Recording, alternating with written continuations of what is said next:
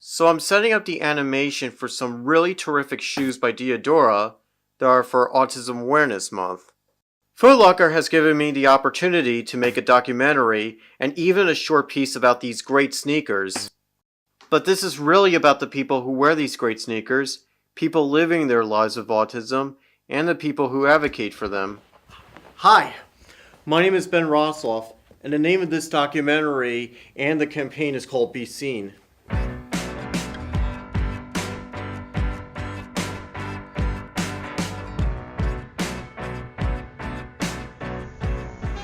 My first stop for Foot Locker is to meet the designer of these really cool sneakers, Sarat Tan. Sarat used to work as a professional wrestler, but now works as a professional designer. You've probably seen his design work on wrestlers for the WWE and on his wife Sasha Banks. Mercedes Justine Kastner Varnado is her real name. I wanted to know how he chose his design for the shoes and what made him want to design it. This is our chance to get a sneak peek. So tell me about yourself. How did you get interested from being a wrestler to becoming a costume designer? So when I started training for wrestling, that was back in the year 2000, and I knew back then I needed costumes for me when I wrestled. So I took a sewing class in school, and I just gradually taught myself how to make more elaborate costumes. And when my wife ended up getting signed by WWE, I started making her costumes, and I gradually just started making more and more for people until they decided to bring me on for a couple months to help out, and I've been with the WWE ever since.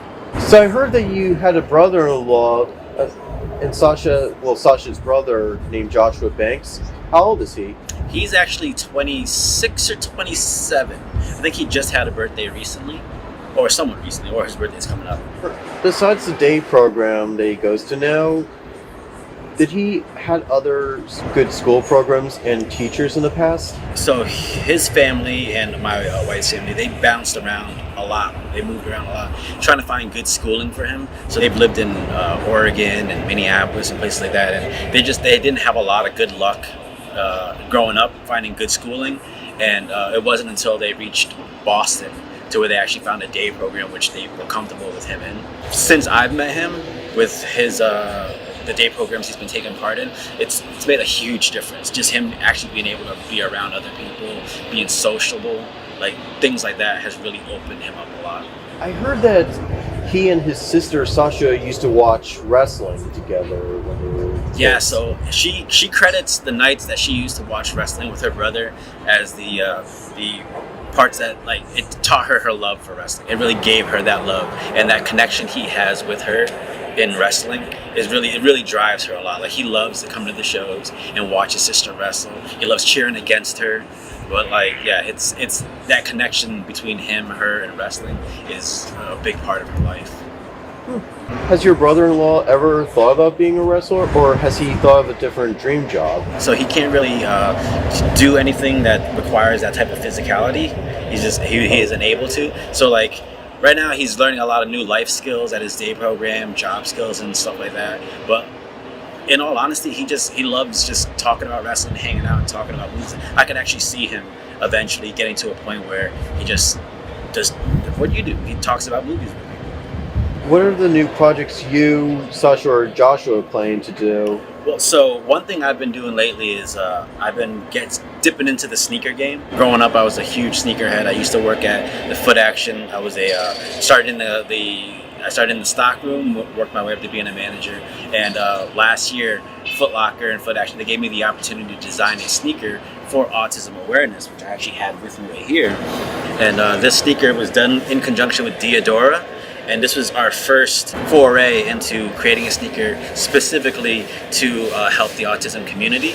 And this one, we had the puzzle pieces embossed on the front, we had the puzzle pieces in the back. And it was a great introduction into, introducing the autism community to the sneaker culture. And now we're coming back with a new project this year that I hope takes it even bigger. The sneaker community was really receptive to the sneaker, so I'm hoping to come back this year with a newer project that's just blows it out of the water and just takes it, worldwide. So how can I order one? So this sneaker itself, yeah, this one you could probably go online and find it in resale, but actually in stores, this one's completely sold out. But yeah, this is with the older model that we had. We actually I have my tablet right here. I'll actually show you this newer model that we have.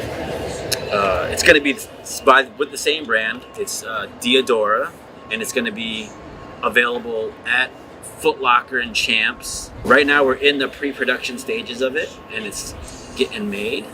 But let me just pop up my pictures for you, and I will show you. I'm pretty proud of this. So this is the sneaker we have coming out this year, and it's the Diadora model N9002.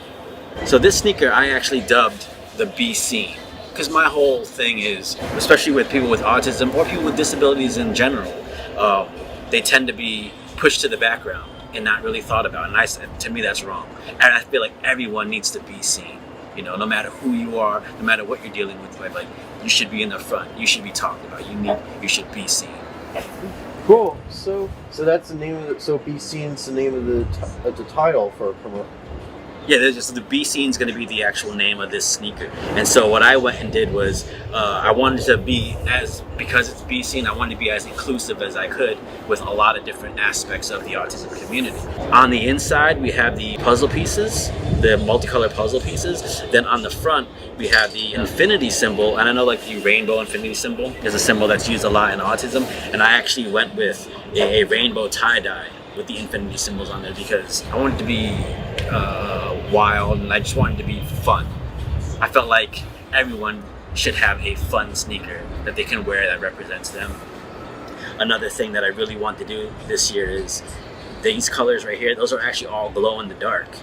And the whole idea is because, again, at nighttime, 24 hours a day, you should be seen. You should not be in the background. And one of the reasons why I dubbed it the B scene is because I didn't want it to just be called the autism shoe, because I felt like, you know, someone with autism, they deserve to have a sneaker that's cool, that has a cool name, that everybody wants to wear too, that represents them. How did you get interested in Foot Locker? So growing up, my first job ever was actually in the stockroom of a sneaker store. And, you know, growing up, we didn't have a lot of money in my family. So being able to buy a nice pair of sneakers was the first real big cool thing I was able to do for myself. So ever since then, I was really into like the sneaker culture. And you know, when Foot Locker approached me with the idea of doing a sneaker for autism, that was my whole world was coming together in one thing. And to be able to bring that love that I have for sneakers to a sneaker like this that's so meaningful for the autism community, it was a no-brainer. I jumped at the opportunity, and I will jump at every single opportunity that comes in order to bring something cool to that community. So even my wife's family, like they didn't have a lot of money growing up.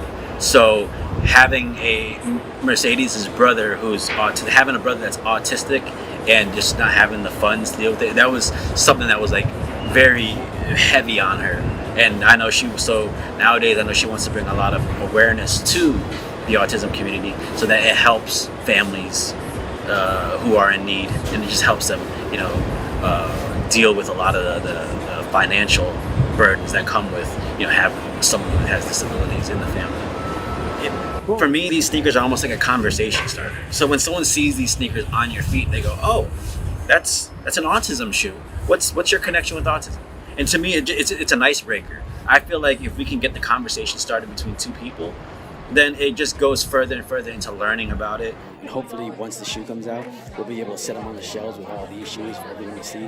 Because having a shoe on the shelf in the store, that's a dream of mine. So what was it like for your wife to grow up with a family who is living with autism? So I know she's told me that like it was really hard for her because a lot of, you know, they didn't have much money growing up, and then a lot of that money got allocated to helping out her brother.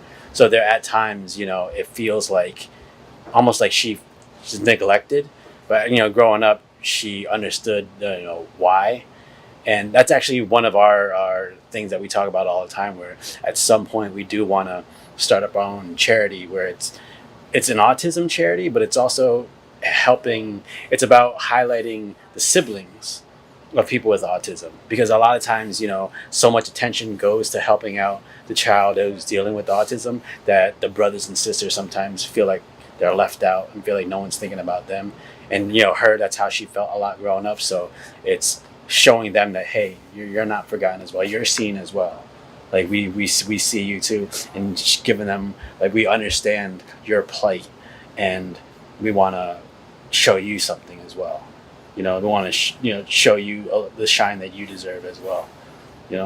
So I think a lot of times people forget that it's not just the child with autism, but it's an entire family, and everybody has to cope with it in their own special way.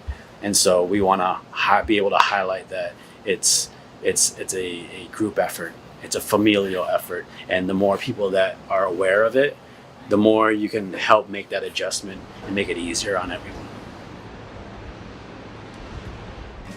On our way to interview the Flutie family in their home in Florida, we picked up Saratan to help with the interview.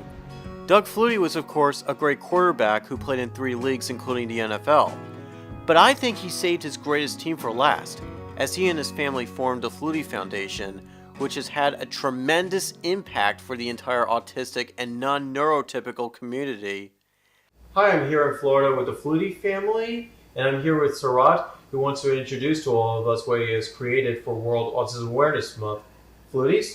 Yep, I'm Doug Flutie. This is my wife Laurie, my daughter Alexa, our daughter Alexa, her husband Ian, who is holding the new edition, Brady, and then Denise, who also helps us with Dougie and has been a great help through dealing with Dougie's autism. So we're excited to have you here at the house. And welcome to our home, everyone. Yeah.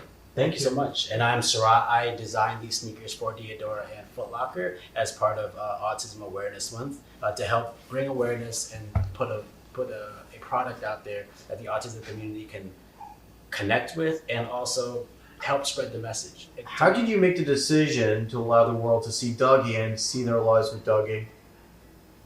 I don't think it was ever a conscious decision. I think it was just, he's our son. This is Dougie. This is Alexa's brother. This is our daughter Alexa. This is our family, and this is who we are. Yeah. And never thought twice about not having Dougie right there beside us at every turn and everything we did.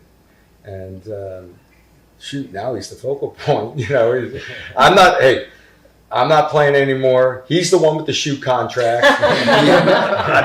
So Dougie's front and center, and it's pretty cool that his face is recognizable now. But it's really cool. It was never a conscious decision. No. It was just, that's the way it is. Here's our son. And we've had other people. It's amazing how people think, because there have been people that, once he gets to a certain age, you should probably have him in a home or somewhere they can help him, where he can just live there and you can have your lives. He is our life. He is our life. So, because my wife, her brother is autistic, and so growing up, she felt like a lot of the things that normal kids do in everyday life, she didn't get to engage in because a lot of focus went to her brother. So for Alexa, how did having a brother, growing up with a brother with autism, how did that affect you as far as your day-to-day life? Honestly, I grew up not knowing any different. I have to say, I was very young when he was diagnosed, and I always just knew him as my brother and knew him as Dougie. And even though he has this diagnosis, he still acts like a little brother. He'll take my headphones out of my ears when we're in the car to annoy me, or come over and steal my food, or push my face in a cave. He did do that. And then laughs. And then laughs at me. Yeah. But honestly, no, it's been great growing up with Dougie and with the foundation. It's been very easy for me, and I think that also my parents had a lot to do with that too, because although Dougie needs a lot of attention and care, they definitely made sure that I was a part of that. And one thing that I noticed at a very young age, that Alexa, right away, when her friends would come over to the house, she made sure she introduced them to Dougie. And he was a part of the circle right away. Yeah. It wasn't and they all of her friends as well. Every one of them were great with Dougie. They were great Yeah. with every one of them. Yeah. This guy, Day one. Great. We were leaving Dougie with you, weren't we? Yeah. You were Yeah, what was Ian, not this guy. He has a name. This guy has a name. It's Ian. Ian has been wonderful with Dougie too, and I think Dougie, he's very proud of Ian, and he looks up to him literally. Yeah. But no, they have a great relationship, and he's Dougie's big brother. Yeah, he really acts Yeah. acts the same. Even like when I hang out, you guys need a quick babysitter because she's off or something, and Mhm. I just hang out with him. He comes out of his room and wants to hang out and wants to sit at the table with me, and I feed him and all that fun stuff. And then we watch sports. He'll come literally sit on the couch, which is a rarity for him. I feel like, but he's just he's comfortable with me. I think. How did you make the decision to create a foundation to help people and families affected by autism live life to the fullest?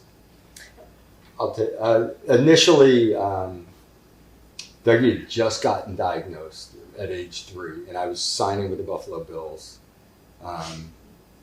And I met Jim Kelly, and Jim had a foundation in his son's name for Krabbe's disease, Hunter's Hope. Hunter had Krabbe's.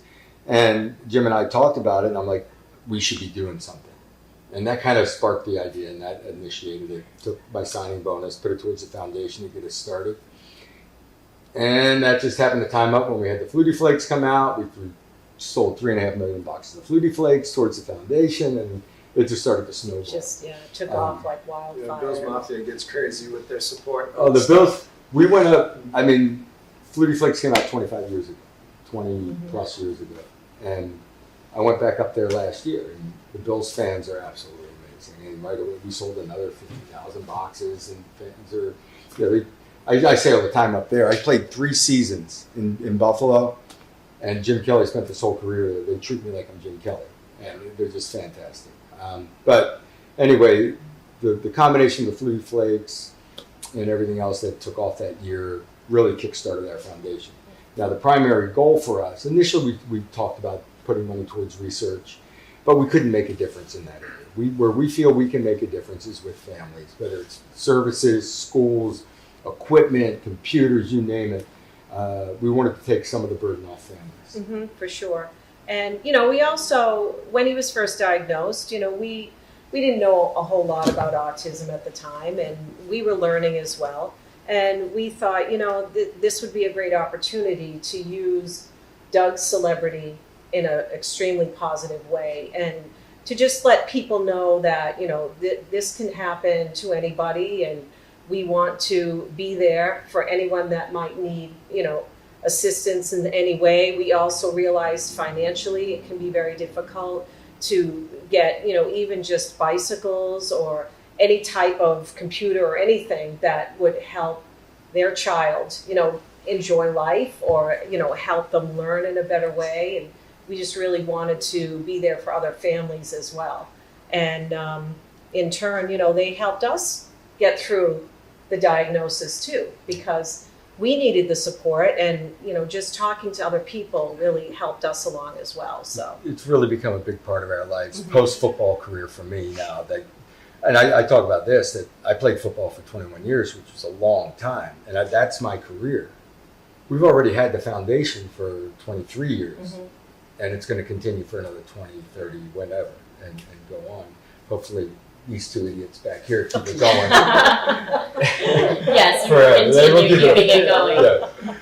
Well, that's awesome. I have a friend whose son was recently diagnosed with autism, and I could just see it in his face, how daunting the task at hand, tends to be. And so having foundations like yours, where he can have access just to information, it's key. Because I always find that for a lot of people, it's that access to information that they feel like they just don't have a way of getting to it. For but, sure. The earlier they can get to it, the better off they're going to be as far as handling the situation. Absolutely. And for us, we're very positive people. So, almost immediately after Dougie was diagnosed, we wanted to do something in a very positive way and use this, in a very positive manner. So that was kind of our motivation as well. And to be there for people like that, to just, offer support or, whatever it is they might need, or questions or anything like that. And the way we view it is, this is Dougie's legacy. We're his voice. Yeah. but this is his legacy. He's making a difference. Laurie's got these Dougie heads that are Well, all over yeah. the country. We got people, like we're all killing ourselves running the 5K last week or whatever. Yeah, Laurie's not, but get out and do the 5K. We go out and there's people all over the country doing activities Holding and these. things, raising money in Dougie's name, holding Dougie's face, head out and about, and it's really, it's his Being voice. seen, you know. There's the whole being seen thing. Yep, He's out there. yep. And that's, we're his voice. We've kind of, Mhm. this is his legacy though. This is what we view as his legacy. Yep. I know that a lot of the autism organizations focus a lot on research and science. It seems like the Flutie Foundation focuses on everyday lives and on the here and now quality of life. So, Yeah, that's, the point we're making is that we didn't feel like we had enough money to make a real difference in research. And I got my own attitude about research and this. But we can make a difference with families and take some of the burden off families. Mhm. I mean, my daughter's having her hands full in the background with just, Brady. Imagine having 2 or 3 children with autism. Yeah. That you're trying to control and take care of and get to school and the things that they need. Mhm. And we can make a difference in that area, and that's why the focus shifted to families and Yes. services. Yeah. We wanted to, even whatever, camps or recreational activities and things that just bring pure enjoyment, to those on the spectrum and to their families and things that they can all do together, we feel is a very important aspect of life. So, water sports camps and just all different kinds of things Brady like just that. gave you a smirk while he's like, Oh. he's like, hey, what's going on? Yeah. Hi. Brady, yeah. say You hi. talking about me? Hi, Brady. What, you gonna give me some services, Mom, over there? I could go horseback riding. But anyway, yeah, our focus is more, yes, we want, live life to the fullest. So just everyone should enjoy life, no matter what it is they want to pursue or, what they enjoy doing with activities or even just to help, like I said, education or anything like that. That's more of our focus. But a real cool part of this is now that Dougie's name is on a lot of schools, on different physical therapy rooms, things of that nature. And so again, the be seen aspect of it, he's out there, his name is getting out there on all these, and it's really cool to see that the connection of having his name attached to these services that are helping so many people. Like Dougie being I had a parent at my dance studio whose son is actually deaf and ended up at the hospital in Orlando. And when she was there in the middle of the night stressing out, she saw Dougie's name on the side of the door and sent me a picture of it, and that was just kind of a relief for her to know that we were there and helping her. They do have a sensory room Sensory room. at Nemours over in the Orlando area. Oh, like Nana. Yes, yeah. So, Straight for me. yeah. How does Dougie communicate with you, and how have you learned to understand him and his needs at once? Well, I think, we can definitely read Dougie's body language and what he's trying to tell us. But he's actually learned some signs, and I don't know if it's official sign language, but we call it Dougie sign language. So he can tell us when he's hungry. He can tell us when he wants his toy. So when he's hungry, he does this.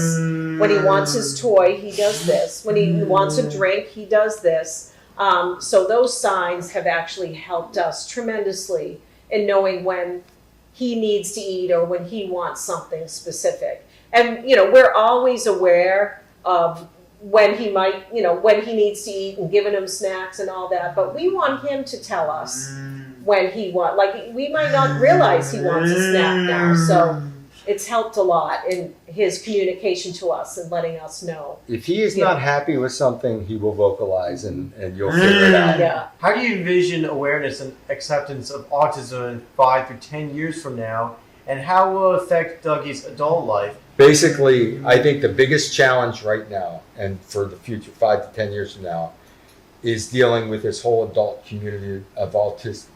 People with autism that now are turning adult. And the challenge is there. Whether it's assisted living, whether it's job placements, employment, something to make them with their self-worth.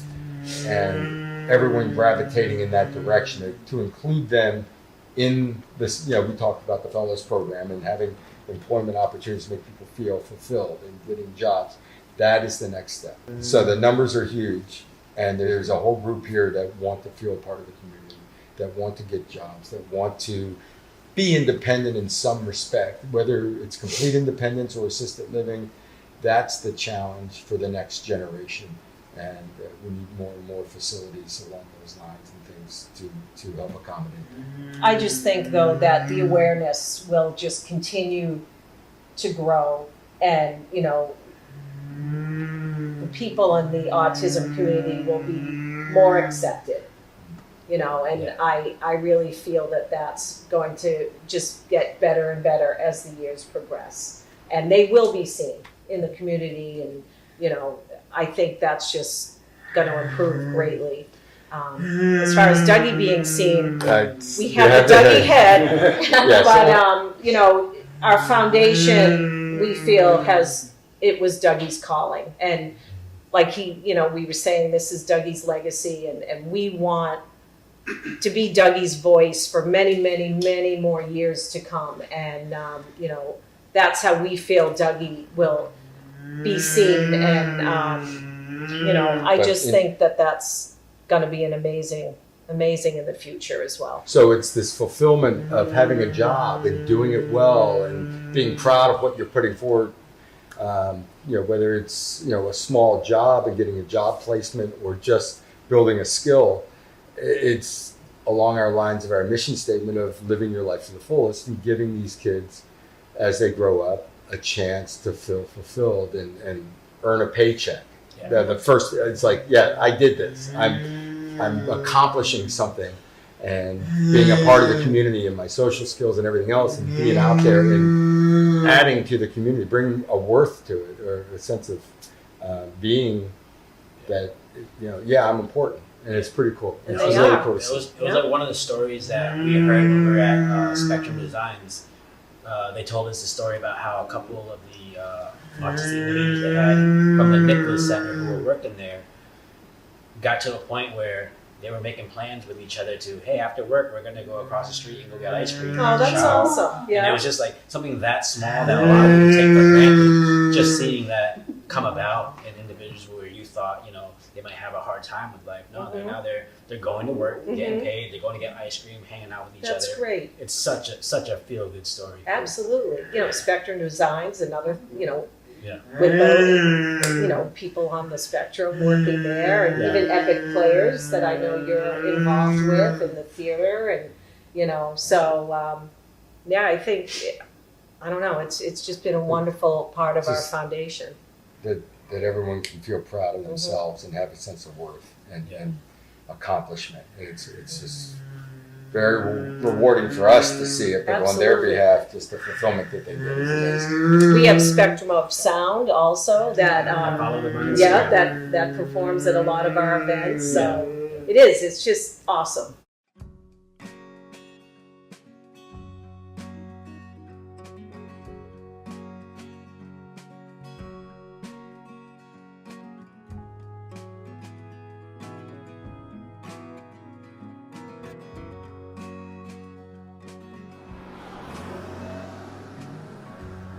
To go along with their sneaker campaign for autism awareness, Foot Locker and Surratt are having some silkscreen t-shirts printed at Spectrum Designs. Spectrum is a self-sustaining business that also receives support from the Flutie Foundation and others. Everyone is constantly being trained and mentored, including the staff, management, the trainees, and even the designers. Anyone can mentor, and anyone can learn a new job, once they are really good at it. At Spectrum Designs, over 50% of the staff are living with autism. I had many different jobs, but none of them I didn't really like working in restaurants, and then I had retail jobs. I didn't feel like it was the best job for me, and it's actually the first job that I've been able to work full time. I work at Spectrum Sides, where we serve laundry business in Port Washington. I've been working at the Nicholas Center for, I would just say for 4 years now.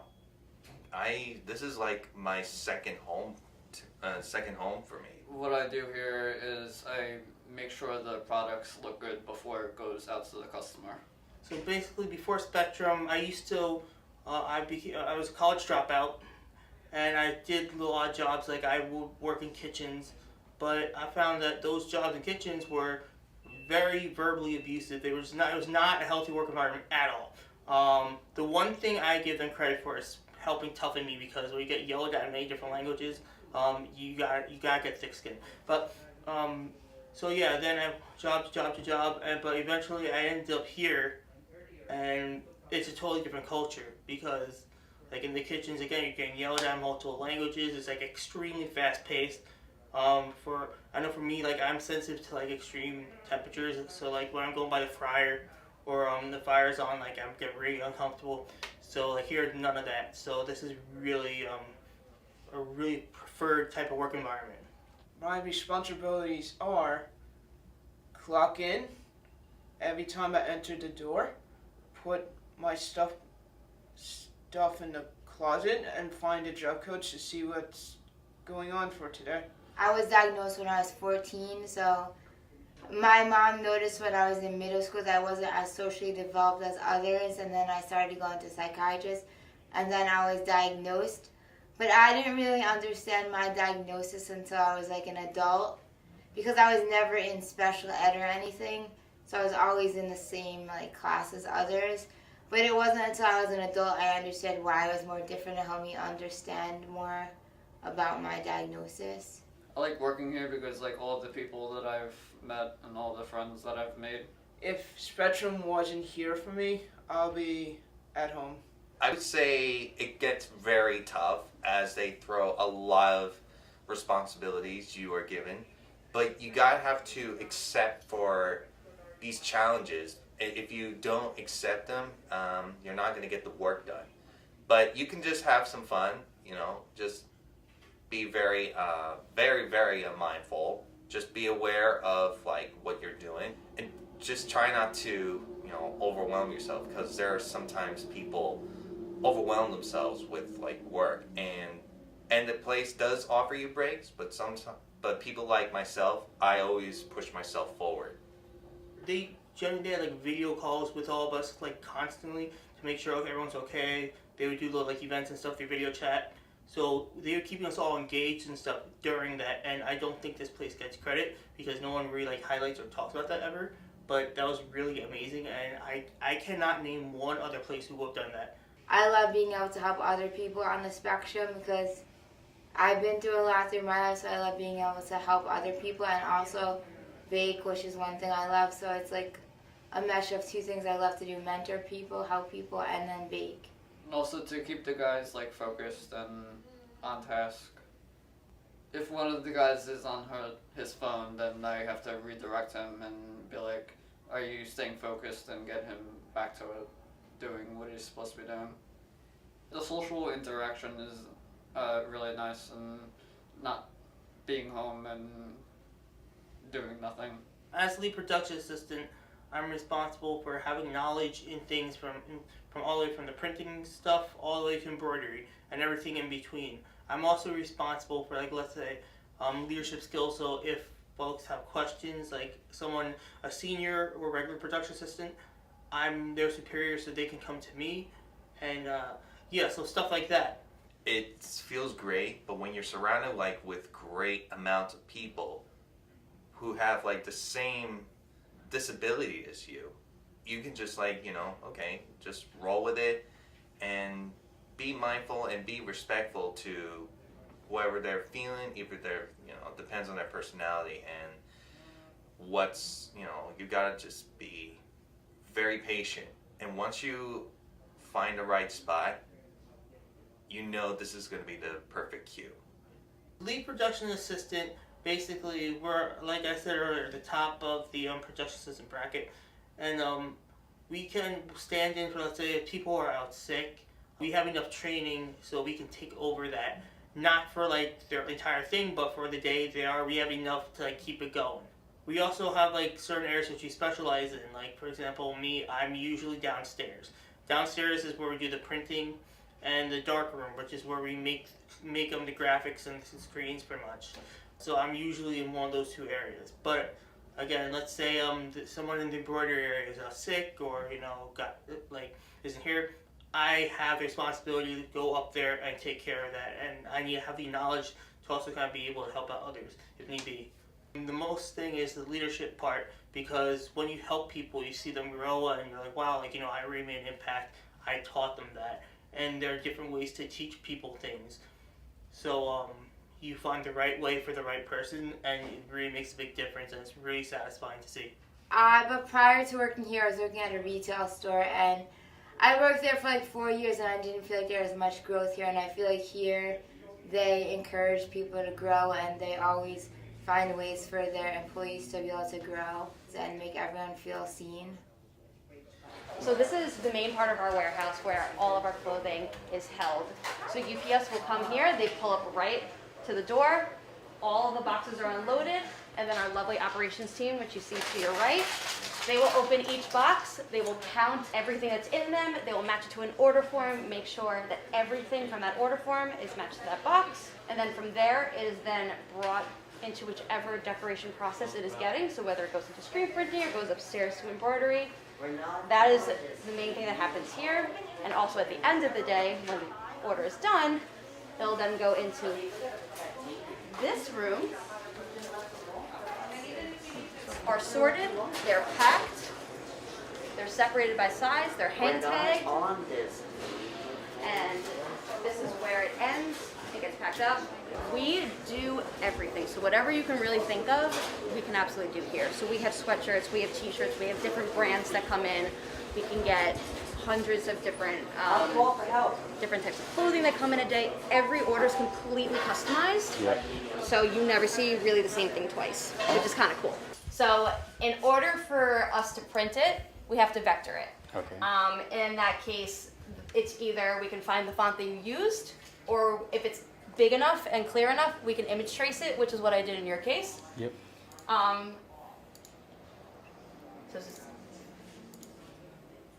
And then depending on, you play with all of the little toggles to make sure that you get all the detail you want. So the reason why you need vector is because you can make it any size. Yeah. And you will keep, and the resolution stays the same. Okay. If I had left the image the way it was, Yep. if we were to make it larger to put onto the screen, there's a good chance that it would have been really blurry. Yeah. So once that was done, I was able to take this and make it into a different color to then bring over to here. So I was able to bring it into here, and I was able to find a cool tie-dye design that I thought kind of matched the most to your sneakers.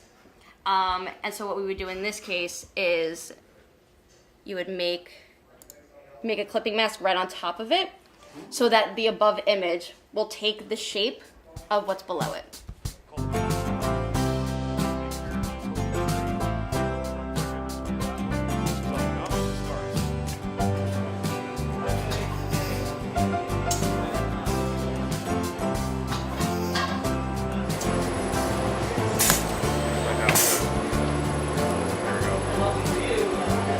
White, that's on the base of it. So this, yeah, this machine drives it into the colors. Yeah.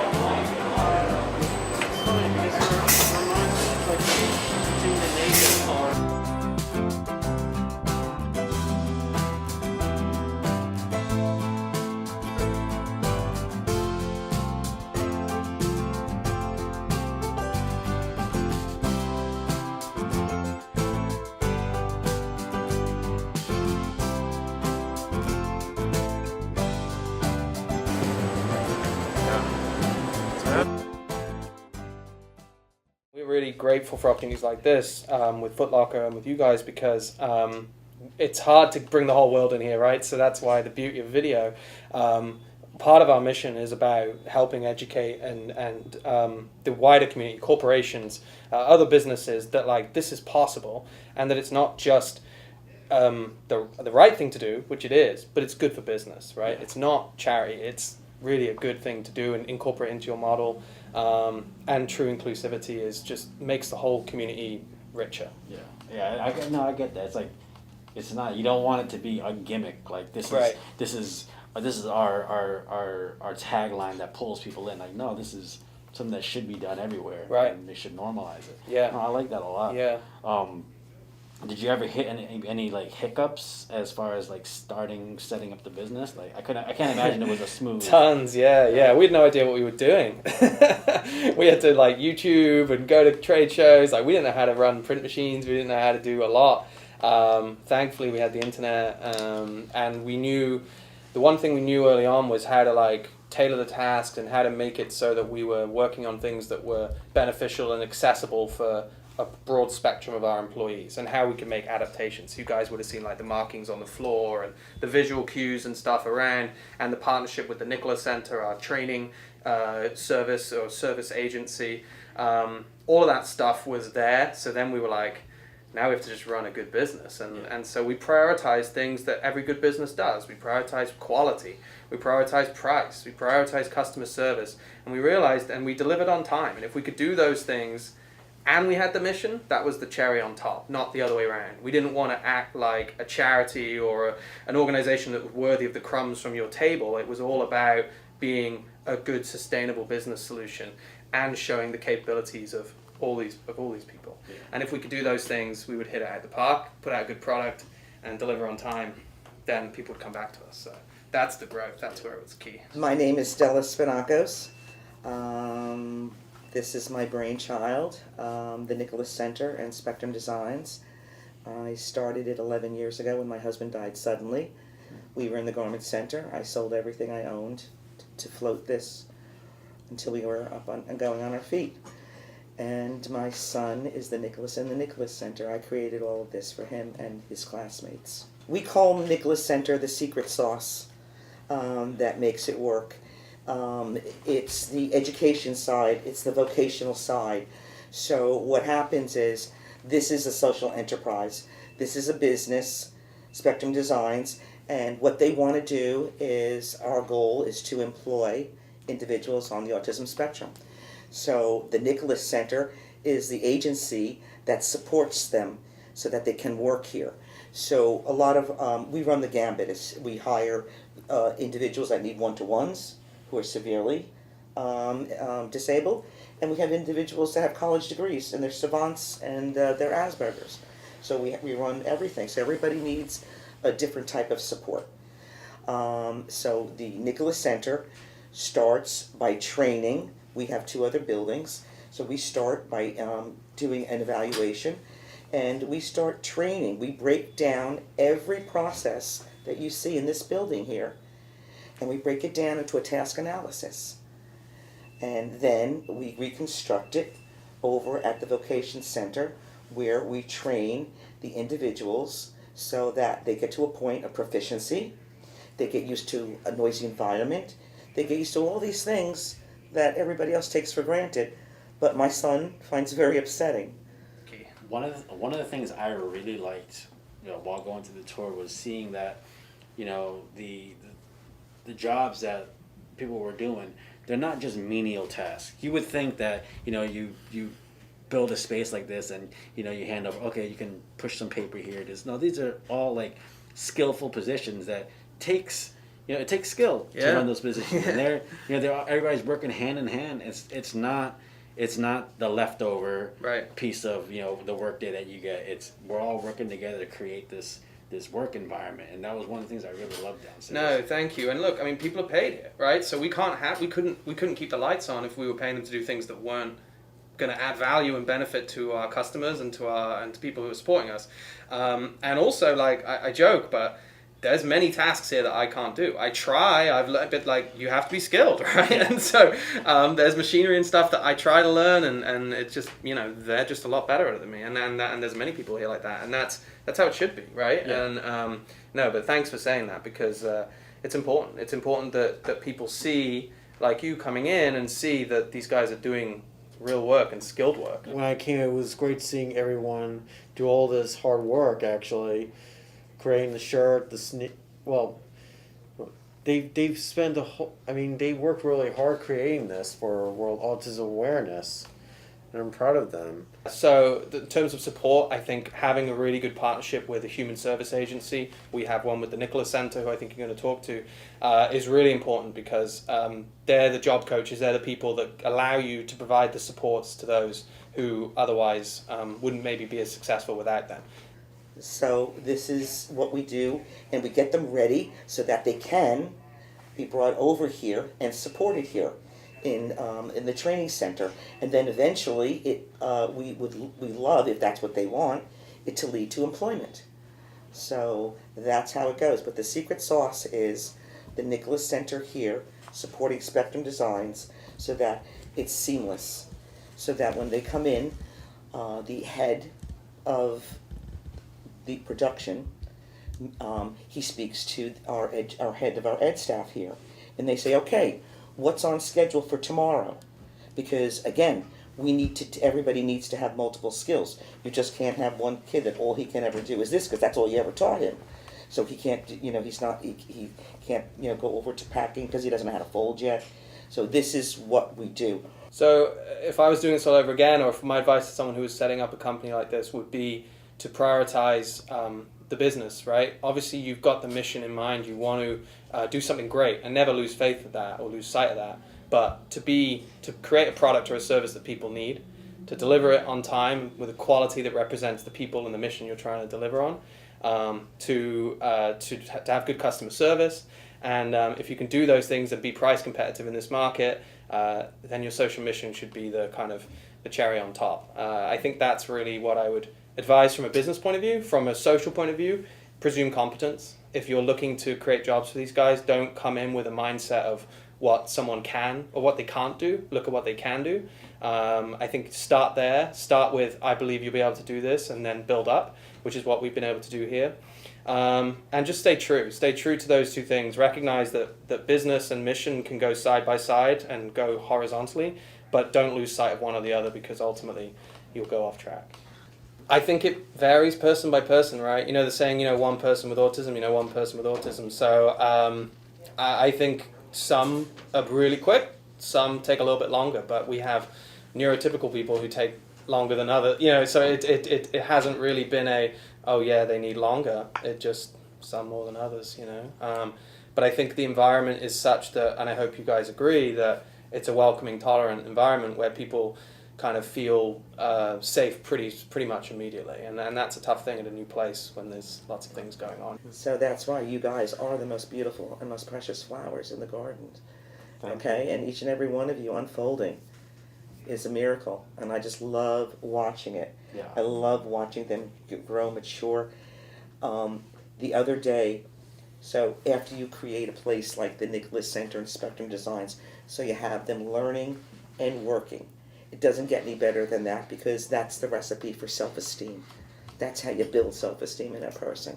You give them all these reasons to succeed, and all of the availability of supporting them so they can succeed. All of a sudden, one day, I turned around and I see 3 of our guys leaving work after 5 o'clock. Nobody arranged it. We didn't arrange or any of this. They took it upon themselves to ask each other, do you want to go and get ice cream across the street? That's how it starts. I'm Kelly Fisher. I'm an enterprise assistant at Spectrum Bakes, and it's nice to be seen. My name is Jeremy Dugan, and I'm nice to be seen. My name is Josh Mursky, and it's nice to be seen. I'm Tara. It's nice to be seen. My name is Kyle Naverson, and it feels really great to be seen.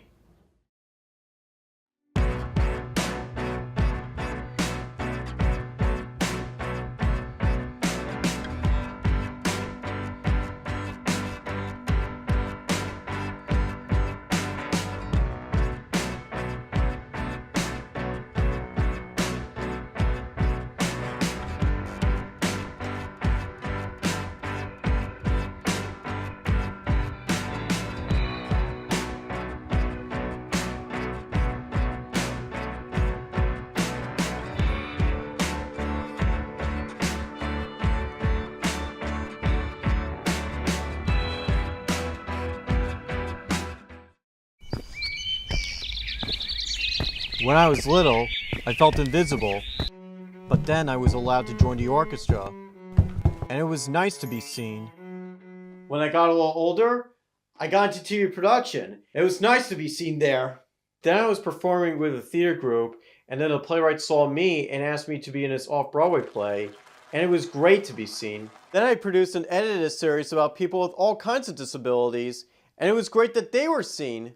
But none of these things would have happened if lots of people hadn't helped me along the way. Hi, I'm Ben Rosloff. I'm living with autism.